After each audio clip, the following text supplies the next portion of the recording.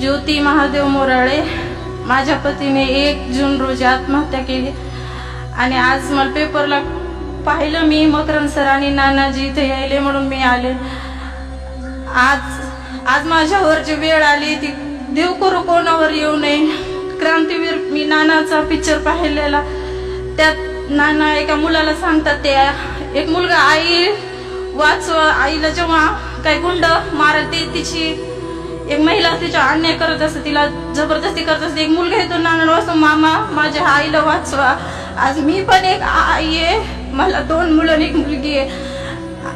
समाजात इतके जे होतं ते होतच त्या कुटुंबासोबत, पण समाज असं आहे की त्या बाईला हिंमत काही देणारे असते, 10 जण खेचणारे असते. विनंती करते त्या समाजाला, आज खिचू नका, तिला हिंमत द्या उभा राहण्याची. आज माझी एक मुलगी 8वीला आहे. गेल्या वर्षी म्हणजे मम्मी शाळेत ज्या विद्यार्थ्यांना वडील नाहीत त्या विद्यार्थ्यांना वेगळं केलं जातं आणि त्यांना शासनाची काही मदत मिळते. ज्या दिवशी ती घटना घडली 2-3 दिवसांनी माझी मुलगी म्हणते, मम्मी शाळा भरल्यावर सर म्हणते की तुझे पप्पा नाही येत, आम्हाला त्या लाईनला उभं राहावं लागल. मी म्हणलं मी तुझ्या पप्पाची ना आईची दोन्ही जिम्मेदारी उचलल मी.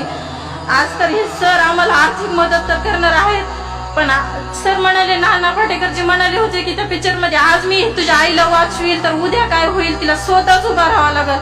काय तुम्ही सगळे स्वतः उभा राहायला, एका आईला एका बहिणीला मदत करा, प्लीज मदत करा, खिचू नका, उभा करायला हिंमत द्या.